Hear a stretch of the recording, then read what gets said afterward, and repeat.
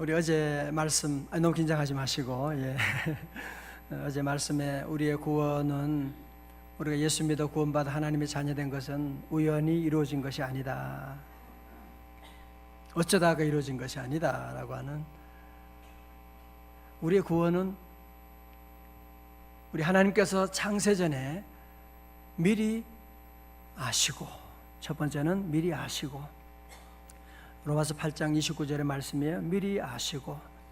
두 번째는 미리 아신 자들을 어떻게 해요? 미리 정하시고. 그걸 칭이라고 그랬죠. 첫 번째는 예지, 두 번째는 미리 정하시고 예정하시고, 예정하신 그들을 또한 부르시고, 주님께서 부르시고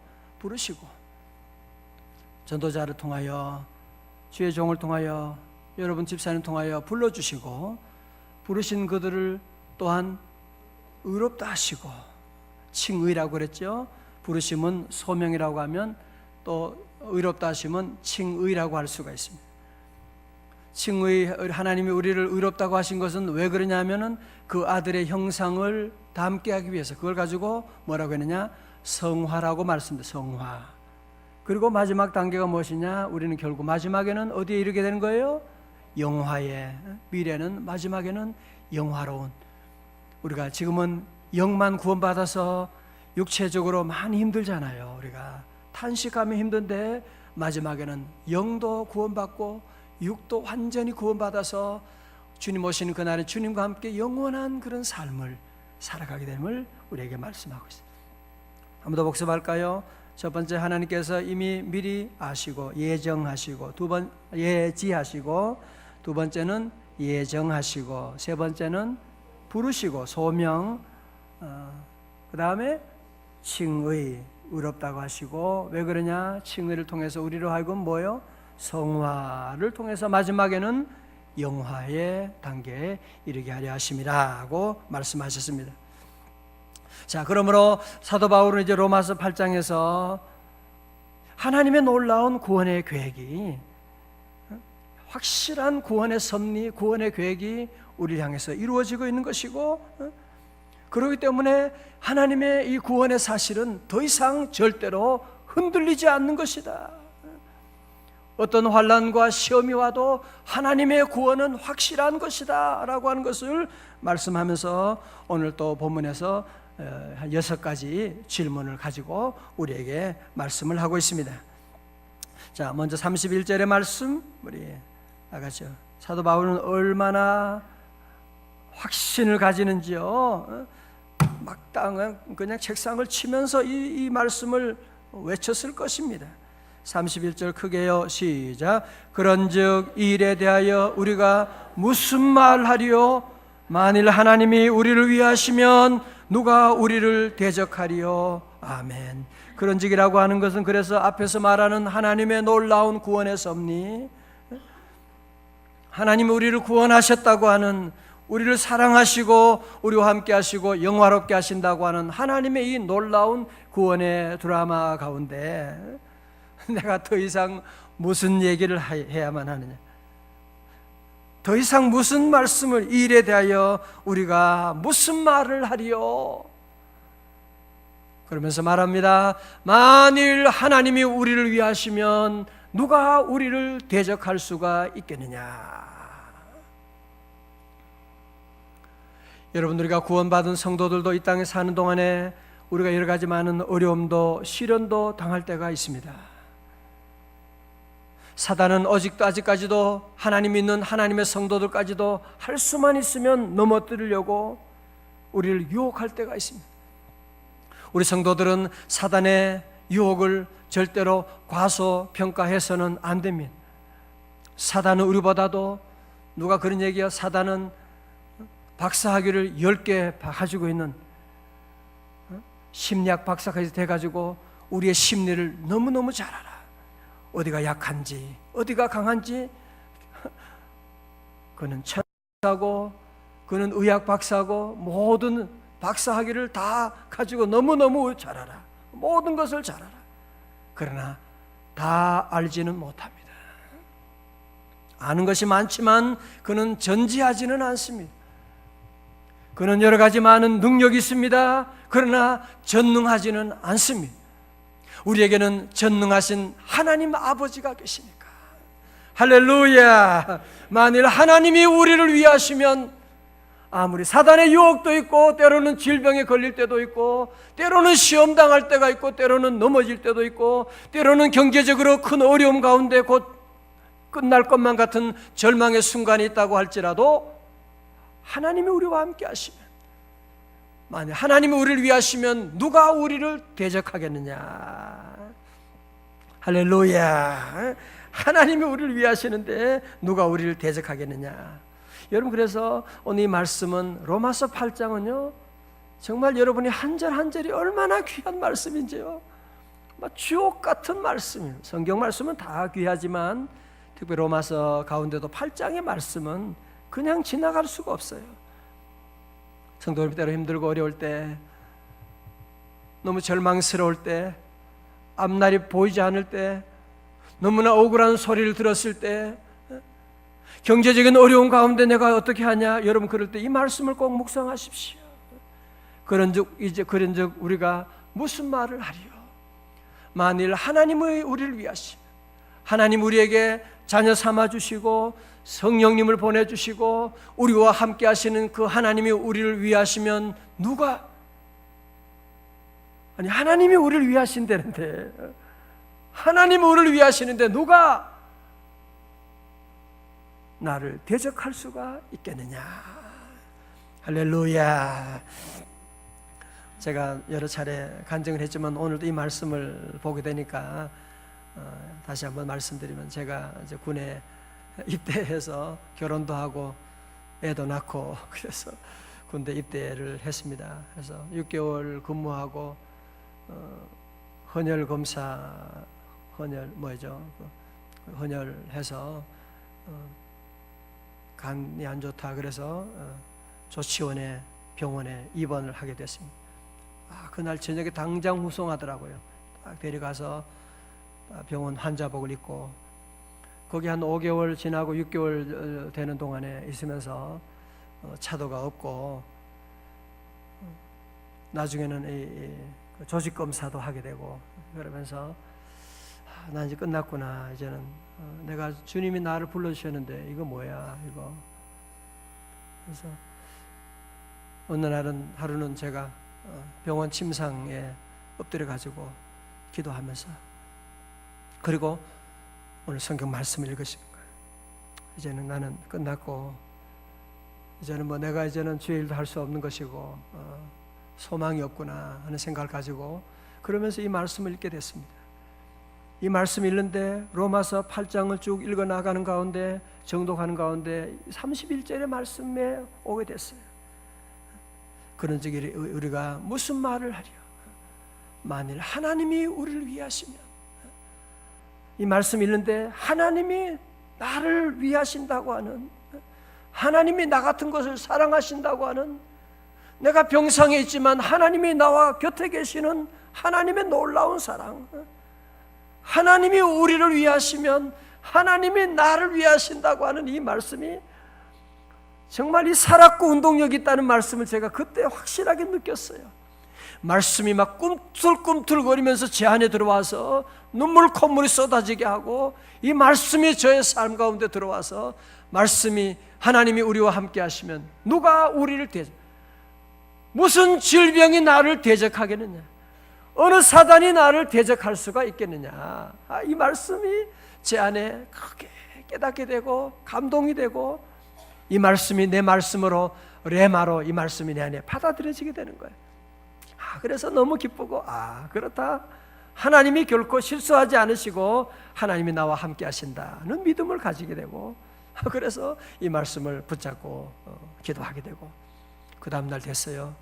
정말 몸이 가뿐해지고 온몸이 다 나은 것 같은 느낌이 전혀 오지 않았어요. 그래서 나은 것 같지도 않고 아무런 차도가 있는 것도 아니고, 그래서 그리고 한 달도 되지 않아 가지고 의가사 제대를 이제 쫓겨나게 됐습니다.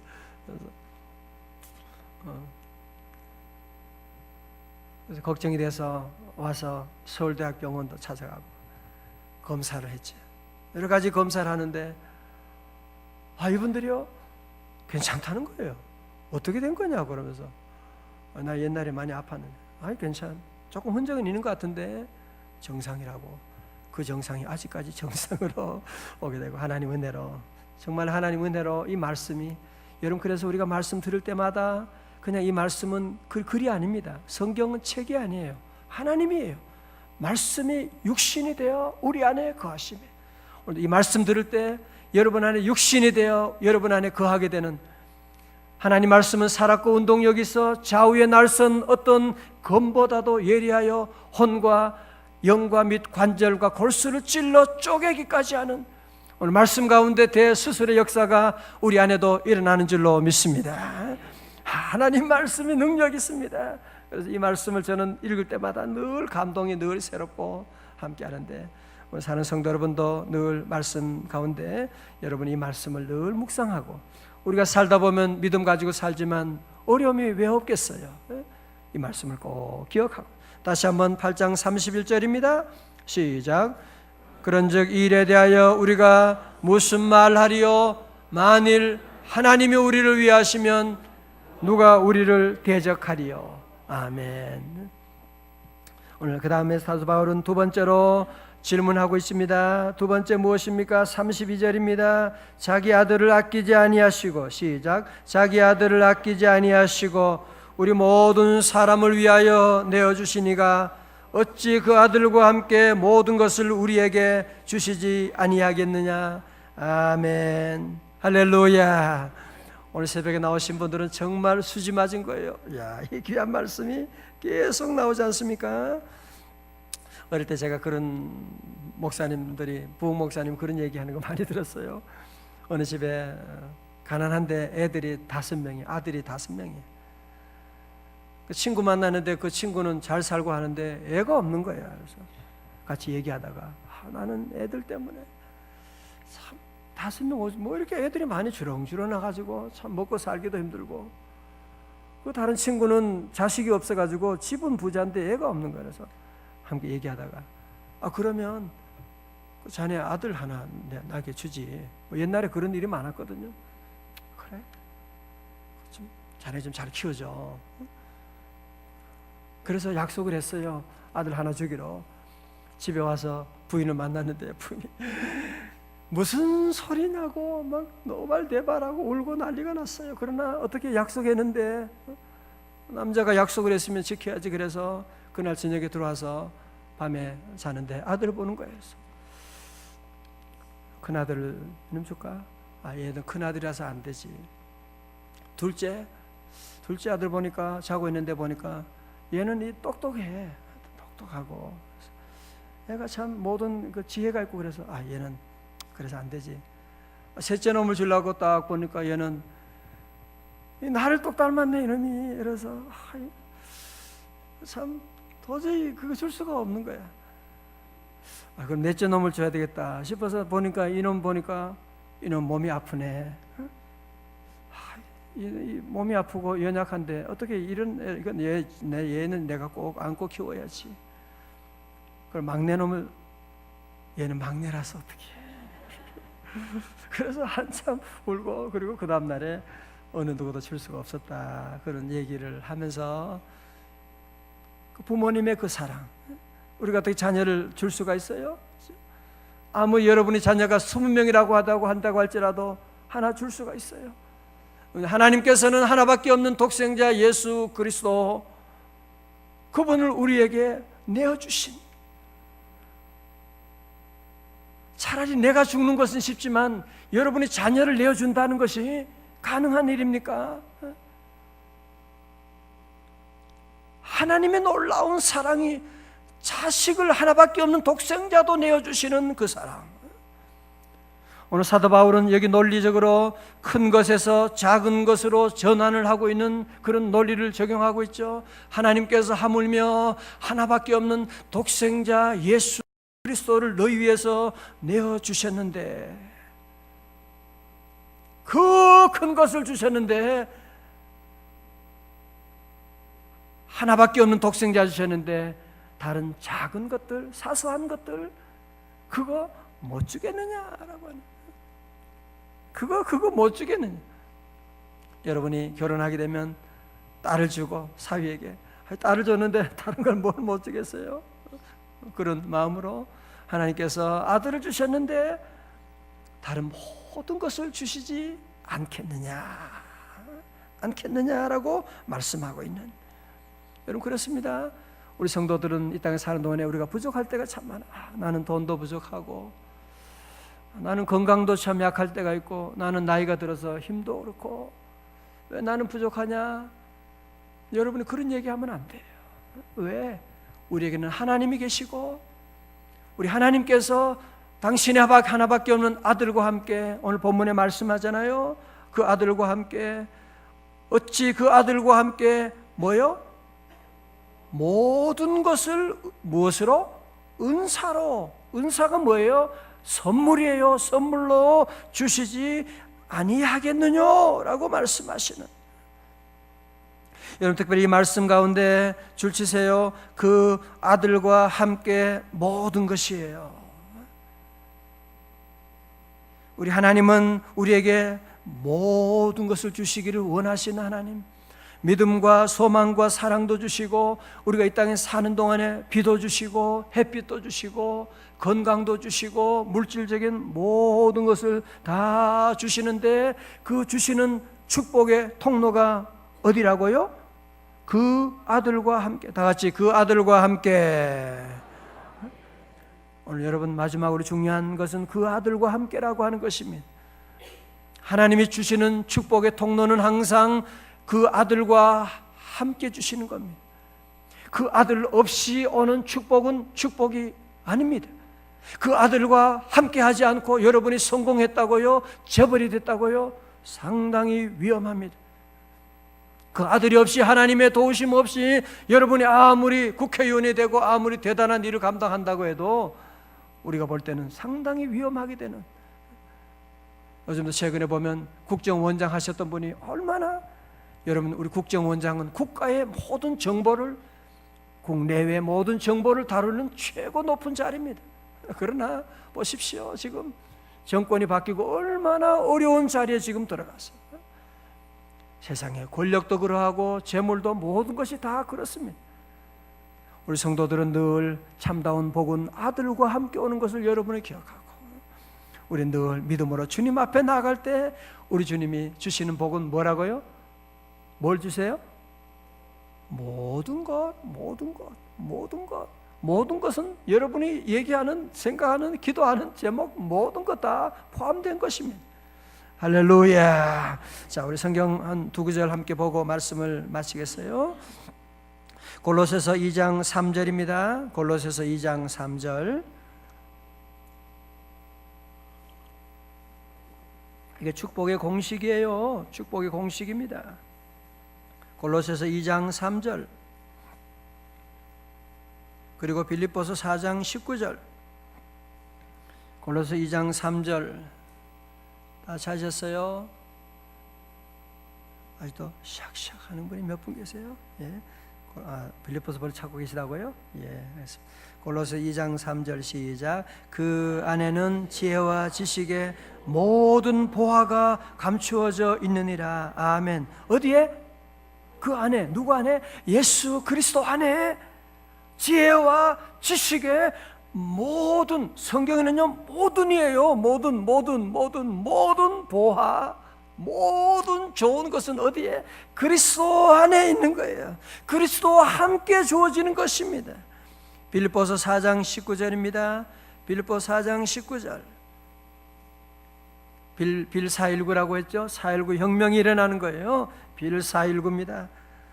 저는 어려울 때마다, 재정적인 어려움이 있을 때마다 이 구절을 늘 암송합니다. 시작. 나의 하나님이 그리스도 예수 안에서 영광 가운데 그 풍성한 대로 너희 모든 쓸 것을 채우시리라. 아멘. 다 같이 아멘. 보세요. 나의 하나님이 그리스도 예수 안에서 영광 가운데 그 풍성한 대로 너희 뭐요? 모든 쓸 것을 채우시리라. 다 같이 아멘.